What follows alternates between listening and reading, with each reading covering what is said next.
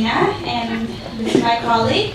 My name is Pete, and we both work as personal planners at non-college support services. While Dena and I both planners at non-college, we're actually here to really represent the entire network. And that's our Partners in Planning Network that commenced in 2009. And from that was a ministry project that enabled 7 different agencies to facilitate 180 personal plans. So we're all pretty new to it. But one of the core themes that we're going to talk about today in personal planning, and what we just heard a little bit from Dena, is relationships, relationship building. And we've formed some pretty amazing relationships over the past 7 years. So coming out to some of these things, we get to see a lot of familiar faces, some of which some people have been in planning and have kind of left that portfolio. So Dena and I really want to acknowledge all the great work. So we ask if you can kindly stand up when we say the name of your agency. That'd be great. So in no random order, Corbrook. All right. Family Services Toronto. There, CLT. Community Toronto. Geneva Center for Autism. JVS, Jewish Vocational Services. Springboard. Heard this name about? It's my college. Yeah. Who else is here from my college? Very good. Excellent. What about Beta? Yeah, here's what as well. Ricky Sanders involved as well. So, But throughout just CCAC. Oh, that's right. You guys are part of that as well. Awesome. So throughout the presentation, you're going to be hearing a lot of language like path, creating a direction, paving the path, planning as a journey. I was sitting a few weeks ago preparing for this presentation, and I was putting together these terms, and I was looking at this image at the same time, and it really outlined a lot about just what planning really looks like. So I want you to look at this image with me and think of planning as a path. And with every path, there is curves. And think of curves as new discoveries that require you to make a decision. Some curves are a challenge that need you to pause and solve, while others are moments of success that take you to the next goal. But just know that with every curve on your path, it's only taking you closer to achieving that goal or dream. So that's sort of something that I really look at quite often and speaking of planning. So what is person direct planning? We also refer to it as PDP, just in case I use that term. I'll try not to. But planning is about the person's life now and what they want their future to look like. It helps the person choose the actions to make things happen in their life. So again, that creating a direction, planning helps with that. Building relationships and inclusive communities. We're going to talk a lot about the word community and what that means and the importance of it throughout the presentation. It helps with transition. So if anyone is graduating from high school, it's a point of transition. Kara spoke about Jimmy this morning. So, him moving into a new home and getting out of the hospital, it's another moment of transition where planning helps. Moving into a new neighborhood, finding a new job. Those are all important moments where planning helps. And most importantly, planning helps discover goals and dreams. So now that we know what planning is, here's what planning isn't. In Ontario, over the past 30 years, we've had a pretty fundamental shift in terms of how we support people and how we plan with people. With that comes, a pretty big paradigm shift. And the response in which we've served people has ultimately changed as well. When you kind of think about the planning for, it used to be we would identify and label a person like Dena, for instance. Dena may have some amazing adaptive skills in daily living. She can brush her teeth. She can do her own laundry. She can cook a couple meals here and there. but she also has difficulties with expressive communication. And she also has some challenging behaviors too, self-induced behaviors. So we created services and models of service to support that, to kind of compartmentalize Dena into a program for her to go to daily. And with that came a planning with shift. And this is what we've experienced really over the past 30 years.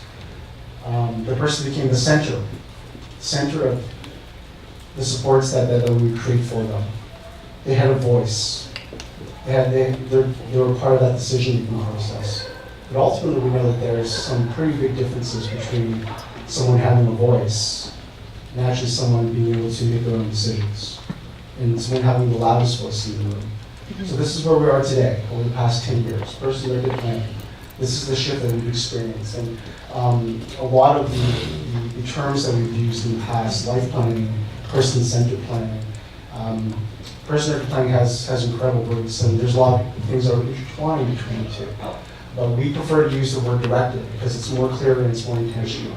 It's the belief that every single person has the capacity, the strength, and the ability, and the right to be able to direct his or her own decisions. It's the language that we use in inclusion, it's the language that we use in planning. So the guiding principles of person-centered planning, which I know you guys briefly saw last Friday during the rights training. So some of those guiding principles is, like B said, is person-directed. It's nothing about me without me. It's all about what the individual wants, and it's all about their goals and dreams and how they want to direct the planner and their support network. It's organic, so it's natural. Goals can change at any time, it's not fixed. It's even natural in the way we approach building relationships. It respects individual rights, which we heard a lot about rights, but the most and key important thing is really listening to what the person wants and respecting that. It embraces cultural diversity. So it honors the person's dignity. It addresses all aspects of their identity. Things like race, ethnicity, faith, sexual orientation, language. All of that gets taken into account while you're planning. It builds relationships. So it fosters meaningful relationships with family, members of the community, friends. It values the personal support network and how to approach that and build on it. It's inclusive, which takes me to the first point. The last point is community being the first resource. B&I and as well as other planners from other agencies believe strongly when it comes to community as a rich resource for opportunities such as jobs, volunteering, recreation, relationships, and meaningful experiences. And community being a first resource is everybody's citizenship, and it's everybody's right to be a part of their community, engage, and participate. So here's what planning isn't, and so it's not service or agency driven, and it's one of the things where for a lot of agencies and partners in planning, we are MCSS funded, so we know the services that are available in the sector. We're very comfortable with them, but planning isn't about referring a person to just a program or a service. It's really about connecting that person to the community. So, I often think about some people we support, they love the music, for instance. One of the things that we can easily do is just say, hey, there's a place called the Community Junction. They have like music jam on Mondays and Wednesdays. Let's register them for that, and that's wonderful. And that's great. It's a great program. It's a great place to be. However, we have to think more broadly in terms of where the person is in his or her community, and actually connecting them to resources really within their community as well. It's not about people making decisions for that person. So it's not the case coordinator, case manager, the planner, the parent, the teacher, the support worker, the list goes on and on and on. Well-intentioned people making decisions for that person. So we could say, for instance, maybe Dena's really good working with her hands. I've seen Dena use a miter saw before, a circular saw, a jigsaw. Maybe she should get into a carpentry class. And that's great. But Dena, what do you want? What's important to you? What do you want to do? And I think that's the underlying question that we have to kind of get at, is what is most important to you? Where is your goals? And it's not only about focusing on problems or challenges of the person. So we're not talking about clinical plans or behavior plans, and we're not just sitting around and talking about what's not working. In planning, we can certainly talk about voids, things that are kind of missing in a person's life, but we're not spending time just talking specifically about why that person cannot be part of the community. We talk about concerns and barriers, so when we do create plans, there are things that make people vulnerable, and we're very aware of that, but it's not the beyond and all of why we should be doing planning. And it's typically pretty easy to talk about what's not working, right, if the person isn't present in the room. So it becomes quite contradictory when we say that we're doing person planning, but the person actually present in the room. And it's also not a tool for crisis planning. Shortly, Dena's going to kind of walk us through what we refer to as a guide to readiness, a guide which kind of constitutes, kind of determines if people are ready to think about the future, think about their goals, and so forth. And it's really difficult to do sometimes when there is a medical crisis, or a health crisis, or a housing crisis. So we've said that planning is inclusive for everybody, and it's for people with all abilities. However, there's also a question of timing as well. Sometimes time isn't right to actually start planning. So what is a goal? Oftentimes when we're doing planning with individuals, they may not know their goals at the very beginning of when you begin planning. And the unique part about the whole journey is that oftentimes they discover these goals after exploring various resources in their community, seeing what their community has to offer and what they want to pursue. More importantly, like one of the biggest things that we find is individuals don't even know what their core gifts are, what their talents, what they have to offer. So, for instance, if somebody comes and says, I want to take a cooking class. It's great, that's awesome, but why? Like, why do you want to take a cooking class? Is it for fun? Is it to learn a skill? Does this person want to become a chef? Like, do they want to take different kinds of cooking classes, baking? That could go on and on in terms of asking. Or is it that that's their interest, that's their hobby, and that they want to join a class to meet others and develop friendship with others who have that same interest? So that's, one side of it. As a planner, it's important to keep facilitating these conversations until you really figure out what it is that they would really love to do. We have other goals that, are a little bigger, and it's the planner's job to help the individual sort of realize and see the different actions that come along with it. So one of a common goal is individuals wanting to move out and live independently one day. So, helping the person realize their different skill set and what they need to get there and help them be successful. So perhaps it is taking that cooking class to learn cooking, or taking a life skills class to learn day-to-day responsibility, or learning TTC so they can travel independently, money management to learn budgeting. So it just, and the list goes on, and it's very important to help them, see these actions and help them get there so that they're successful in accomplishing their goal or dream. Is everyone familiar with action plans? Okay. So it's our commitment to action. Personal planning is action-oriented, it's action-driven. Because it really kind of keeps us accountable, and it ensures we're doing what we're actually supposed to be doing. When we talk about the what is really the goal, right? What is most important to that person? How have we defined that goal? And it's important to really let the person kind of define that goal. For those of us who've been in the field for a while, we have our own jargon. When we write action plans, we say, okay, so the goal looks more like this. A great example is, I was working with a young lady. She had a couple of friends who were part of planning with her, and a couple of support staff, and she said to me, well, next 3 months, so the short-term goal is maybe I want to work at Tim Hortons, so I'm going to put in a resume. And I was writing down, I wrote, job in food industry. And she kind of looked at me and was like, that's not what I said. Oh, you know what, you're right, you didn't say that. It's jargon, right? It has to come from the person, it has to come from their own words. How they articulate that is completely up to them. And the how is really all different ways that we can actually do that. So if we go back to Dena's example around taking a cooking class or a baking class, how is that person going to be connected to a resource in the community? What are the different types of programs out there? So it's cooking and baking. Is it a class at Wawa's? Is it a class through TBS We Learn for Life? Is it something that can stop? So it's really about kind of different places and spaces that a person can actually really cultivate in this whole. Who is accountable for that? Who's going to be part of that?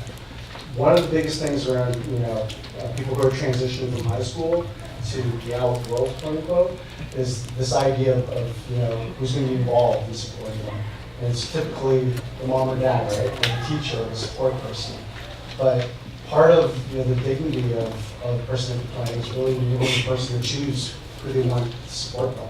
So someone that I was planning with years ago had the exact same goal. I want to take a cooking class, or I want to do it with bake. And so who's going to help me with that?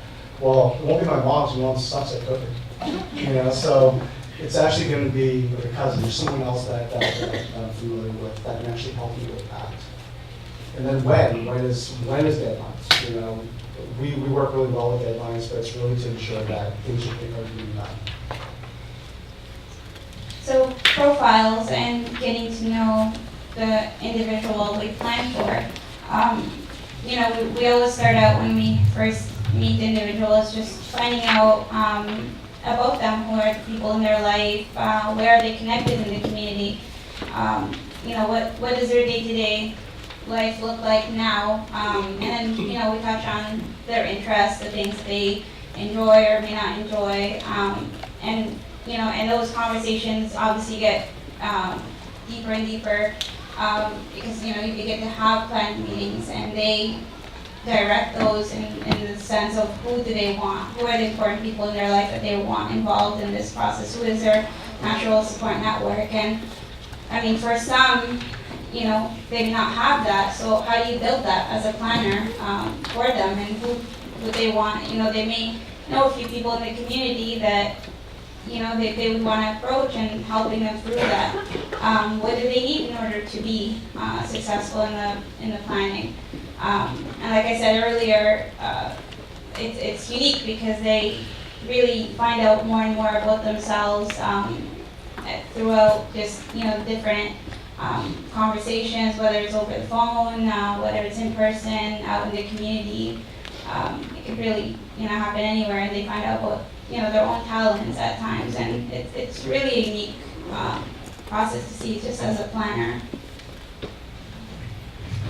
So here are the tools. Here are some ways in which we actually do plan. One of the great things that's really kind of inspired in terms of the innovations of personal planning and how we move from planning forward to planning by is, everyone's got a different way of doing it and different tools. So the one thing I want to caution everyone is these are just ways that we do it. Planning is really about the balancing principles and things that we believe in. A lot of facilitators in the planning network do it differently, are very skilled at some of these different tools. However, it's really about the ability to kind of listen and the ability to plan with that person. So some of the innovations that have come over the past 20 years, many of us are probably familiar with Maps and Path. That's come from Inclusion Press. We know the facilitators by name: Jack Pierpoint, Linda Kahn, the late Marsha Forrest, the O'Briens. And these are some visual aids, some visual tools that we can use to really kind of foster people making choices. And so the first is MAPS. And MAPS stands for MAPS. The old acronym was Making Action Plan 16, but now we're calling it MAPS. And the MAPS really begins with the story of the person, their accomplishments, their setbacks, where they were from, the relationships. And then we talk about strengths and interests and abilities, and that at the forefront is a big cornerstone of planning. And then we talk about dreams, and dreams are important. Dreams are part of who we are. people with intellectual disabilities are often not asked what their dreams are.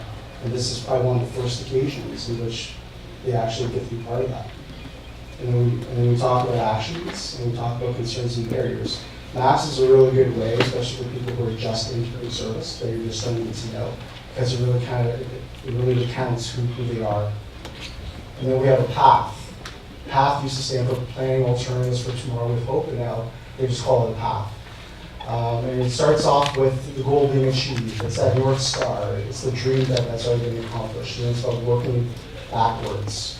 So all the actions, all the things that happen within a 3-month, 6-month time frame.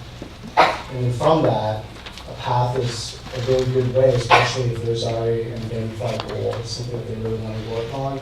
But people are just a little bit stuck and a little bit unsure in terms of how to actually get to that, to actually achieve that goal. We have one-page profiles. For many of us who work in education, we're very familiar with one-page profiles. They are broken down into 3 specific categories. What do people admire and appreciate about the person? What are their gifts? What's important to that person? So routines, people, things. And the third one is, my glasses are a little foggy. What's that? No. Oh, how best to support the person. And then we have inspiration software, which is a assistive technology that we use. That is a visual aid, a visual guide that helps with mind mapping and people to come up with different action plans and different ideas as well around their goals. And I mean, with these tools, obviously, there is other and a lot more in different agencies use, but it's not just limited to these 4. So person-directed planning for readiness, it's in your, it should be in your binders. So this is a tool that was created and it's used by the DSO and as well as individuals can use it as well. And it helps to determine if the person is ready to begin planning. So it asks just questions about the future. Am I interested in planning for my future? It goes, am I ready to develop goals to create a meaningful life in my community? Am I interested in including people in my life or developing a network of people to help me plan for my future? And timing, so can I spend time visioning, dreaming, planning for the future, or am I in urgent need of help? So that refers back to, if an individual is in crisis, planning is not the right time. So it's just to go through these questions and see if you're ready to begin planning. And then just at the bottom is what planning is and what it's not, which we've briefed a little bit into. Okay, so here are some resources. The Facilitator's Guide to Personal Planning. This was actually a 40-page guide that the Planners Network actually released a few years ago. So again, it goes through some of the values and principles of planning, the ways in which we do planning, and other resources as well. Creating a Good Life in Community is available online as well. It was a guide that was released by the Individualized Funding Coalition of Ontario in 2006. It gives, it actually provides the plain text version, so it's an aid that you can use when you're just starting to engage people in planning. ConnectABILITY, we're all familiar with ConnectABILITY. ConnectABILITY has, Person Planning has its own page on ConnectABILITY, so lots of resources, lots of information is provided through that as well. And our community resources blog, which is part of Connected Families, so planners, professionals, family members are actually able to kind of log on and ask questions and share information with one another.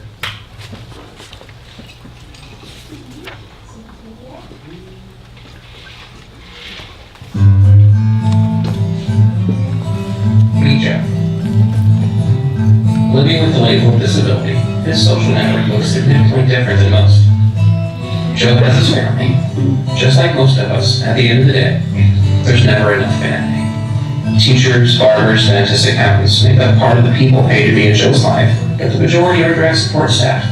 He can rely on them for services, but they are often in his life temporarily.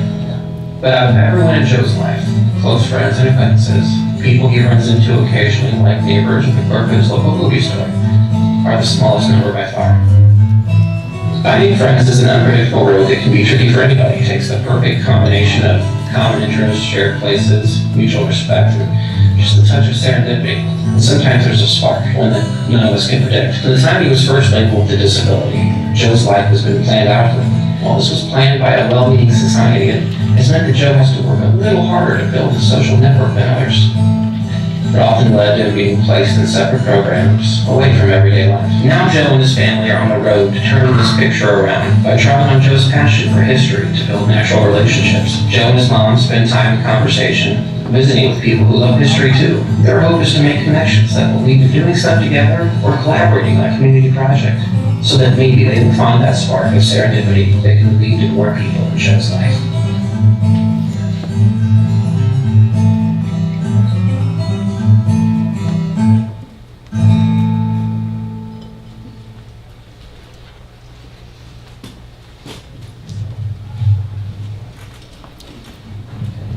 So here's going to be a bit of a group exercise now, but I'll actually kind of go back to the video really quickly. When we begin thinking about relationships, we think directly about our life in community. And defining community is actually really hard. You know, former Prime Minister Joe Clark once said, Canada is made of community, is a community of communities. So meaning that, you know, how we define community could be our heritage and culture, where we live, things of common interests, you know. John Ward, who is actually, you know, very dear to us and others in the family. John Ward is the founder of the Center for Community-Based Research, founder of Facilitation Leadership Group, and he's also part of the Ontario Independent Facilitator Network. He defines community in a specific way. So he defines it in 4 specific categories. So one in which it's our neighborhoods, it's where we live, it's the proximity. He defines it also as community as personal networks. So these are our family, our friends, our colleagues. Community as associations of common interests. So these are the faith groups, the sports groups, the art clubs, all the things that we do to be around people who share mutual interest. And the community is third places. So these are the coffee shops, the churches, the community centers. As the video kind of indicated, there are, sorry, losing my train of thought, my apologies. As the video indicated, for many people that is employed, it becomes a little bit harder for them to actually build relationships. And sometimes it takes that spark of serendipity. So sometimes we can do that through collaboration, through conversations, which is what a lot of planners do. And planning is actually a really good way to kind of light that spark. So one of the ways that we can become better community connectors is actually by learning a little more about our own community a little bit. So this is going to be kind of the activity that you're going to be doing. It's actually in your book. It's called Community Mapping. Many of you are probably familiar with community mapping. So we're going to look inwardly a little bit. We're going to talk about ourselves and think about ourselves a little bit. We're going to spend a couple of minutes just writing our answers based on these 4 criteria of how we're defining community. So where do you live? I live in the Woodbine Danforth corridor. Who am I connected with? Who are my friends? And then where are some of the places that I go to kind of spend my days? And what are some of the groups that I'm part of? And then I want you to stop and actually think, and maybe just share amongst yourselves in the groups, and think a little bit about who invited you to some of these places. Who invited you to these art groups? Did you just do it yourself, or did someone intentionally invite you to do that? You're also going to think a little bit about your own personal networks too, your own relationships and friends. For some of us, we've had long-lasting friendships, from school. But in that, someone had to invite you to be their friend. I remember when I was 16 years old, I loved to play hack-a-sack, and someone who's become one of my best friends over the past 20 years just came to Croatia, from Croatia. And somebody once said, came up to me and said, hey, why don't you come play hacky sack with us? This guy's pretty cool. He's really tall. He's like 6'9". He's pretty awesome in hacky sack. That's the invitation that we're actually really looking at. So fast forward 20 years later, he's one of my deepest and closest friends. And how about neighborhood? Did you just decide to move in to your neighborhood, or were you invited to maybe to go to Bloor West Village and go and have dinner at a really great restaurant, and then you fell in love with that area? For myself, I live in Woodbine, Dena Fourth Corridor. For those of you that know me really well, I actually love Cabbagetown, and there's a street in Cabbagetown which is Winchester. And I would love to buy a house there. I would love to actually have more roots there, but we can't afford it because it's actually really expensive in the neighborhood. But the invitation we got was, I was actually a day sports facilitator, and actually, kind of went with the group of people I was supporting, and I fell in love with that area because we went to a real farm. So the invitation is pretty key. Then I want you to think about some people we support. Who invites them to things? Who invites them to the field places? Who invites them to be part of groups? Who invites them to the neighborhoods to be part of the personal networks? And then we can come back maybe in 15 minutes and we'll talk a bit about that. Good? We go into some of the activity and sharing from the table. We did want to mention that their planning is through the DSTO, and eligibility is 18 and over. So that's important to note. And yet, Sorry? And under 18, we have Community Living Toronto and Family Service Toronto. and there's no wait list for those 18 and under. You can call the agencies directly. And there are no specific wait lists for those parents. There's also, yes, thank you very much. There's also fee for service options with many of the agencies that provide the services. Under 18, I'm just curious, is it possible for school parent kind of consultation as well for person directed planning because of the criteria of, is that something that you brought up in the transition planning meetings that the schools are having? Absolutely. Yeah, absolutely. We typically talk quite a bit to educators and kind of in that piece, 14 to 17. But often a lot of families do want to start kind of planning for the process when 18 to 20 years of age, because they're kind of getting closer to that 21-year-old cutoff. But definitely, I mean, you can plan at any age, really, right? It's part of what we do daily, so absolutely. Is there a question over there? You're not talking about the tri-ministry thing, no? No, I don't know anything about that. Yeah, I think if people call our agencies, and the student's still in school, we would usually encourage the family to maybe have the plan at the school, but it's really up to them. Or as I was telling my colleague here, sometimes they do, I was on one on a Saturday and the teacher and the actually came to the home. Or we've done it, and if we've done it, sometimes you'll do part A in the school and then part B at the home, so you get the family input. But that's really up to the individual and the family, as they were saying, as to who the network is. But I was thinking, we have some the initiative has some FAQ sheets and cards for under 18 and over 18. I'll see how many, Tracy from FST, how many cards she has. Maybe we can bring them for next time, and you guys can take those.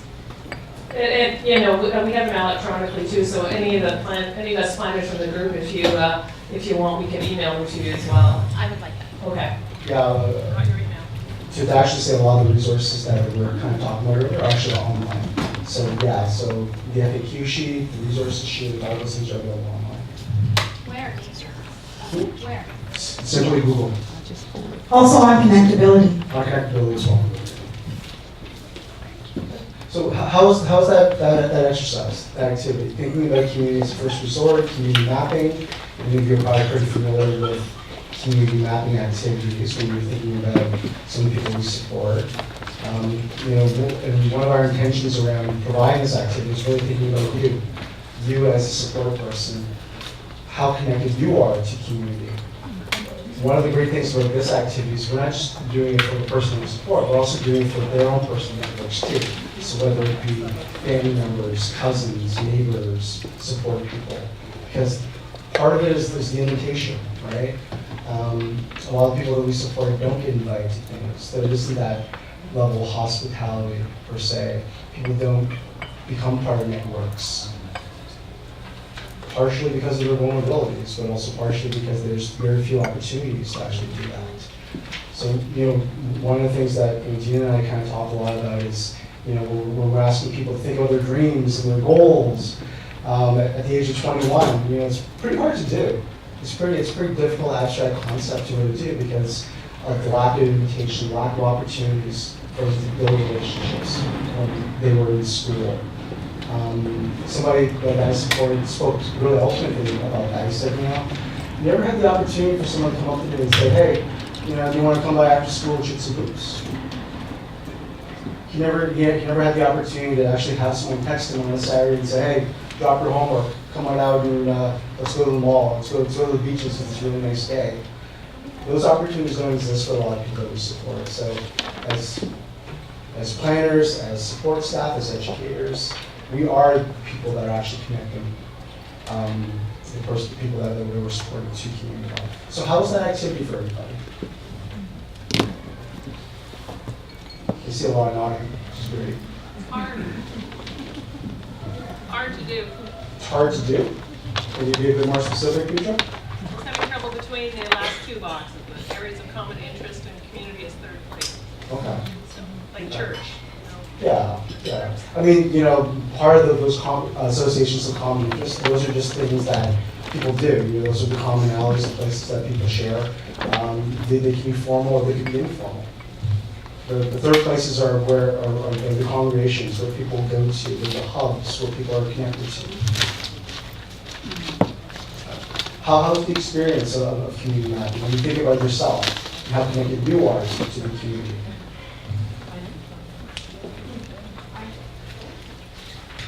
I was just going to say, when I did the activity myself as part of one of the trainings, it's hard to look at yourself and what's around you and how you connect to your own community. So when we're asking individuals that we work with to do that for themselves, that can be, it's not an easy thing to do, right? If you think about how you may have struggled with just what are the things that are in your community, we're asking that of somebody who might not even understand what community is. So it was, for me, I found it challenging. Yeah, absolutely. And oftentimes planners are the ones who are the community connectors. We're the ones that are doing the research. We're the ones that are knocking on the doors and talking to people and saying, yeah, there's this person, Dena, she's really cool. She really likes music and really likes art. Is there an opportunity for her to kind of come participate, right?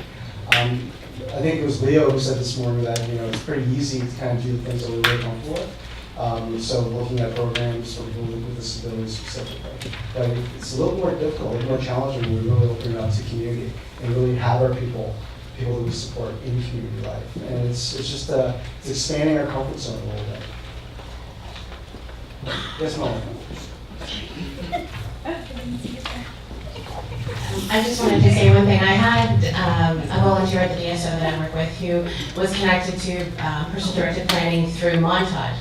And she has an innate ability to connect to lots of things. She's a very good self-advocate. And I was wondering, as part of your own kind of working with Plan, do you also teach the skill of connecting to community, if you can, to the individual themselves, not just within the network? Like, do you show them that skill or teach that skill? Yeah, I mean, I would say definitely. I face that a lot, especially just helping the individual do that, but even with their support network, their families. Some of the individuals that are either have a year left in high school or have graduated, I walk in and the mom, the parents have a stack of resources just, sitting there. And a lot of them I'm familiar with, and it's just, like they haven't been taught how to access these resources or how to connect to the community. So one of the important things that we make sure that we do, especially because we have a year of implementation, is to transfer that skill, is to teach them so that they it keeps going for them beyond that year and they're able to do it themselves. Yeah, for sure.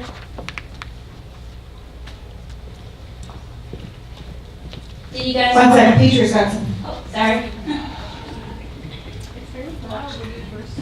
Sorry, I was just gonna say, did you specify the difference between the plans with and with implementation? Like, Yeah, it would have been about. No, I don't think we did. okay, Yeah. I just thought it might be helpful for the audience. Yeah, absolutely, yeah. So planning with implementation involves kind of a one-year process where any planner would be connected with that person for 1 year. So with that comes like sharing resources, connecting the person and the family into opportunities in the community. Planning without implementation is kind of what we used to do, right, Pedro?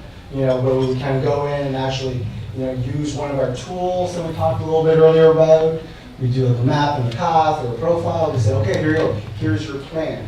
But you know, one of the things that have really emerged over the past couple of years is, you know, planning without implementation may not be a best practice because people may not be empowered enough or have the ability or actually the opportunity to ever actually experience what a plan is. So therefore, we're kind of passing it on to the parent. That's what usually it is for the support worker. And then plans become like an energy sheet of people that you just kind of stash away, right? Like many things. So as Dena kind of mentioned, you know, taking the full year to really support the family, really understand the community, really understand different programs and opportunities is kind of what we do. So, you know, part of that is this kind of power sharing process between facilitator, planner, and the people in the person's network support. And just kind of to piggyback on that, is that often when because I'm a planner myself, we often work with people who don't have very big network of support, or it might just be the individual that we get, that's their only circle, that's the only person they've got, or they might only have one support worker. And so in that year of implementation, right, you can really help them build other connections in the community, help them make other relationships. So I see more of the value in having that year of implementation. Because if you give a plan to one person, it goes nowhere, right? If you give a plan to a person and then help them connect people that can help them throughout the rest of their life, that goes a lot further.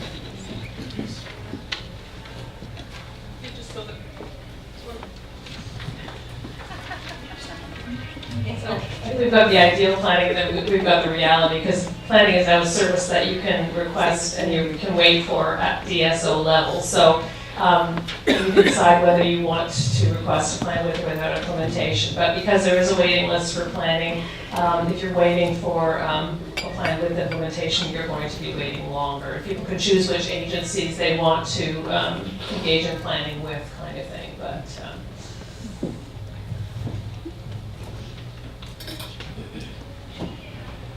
Okay, so is there any other questions for our planner group?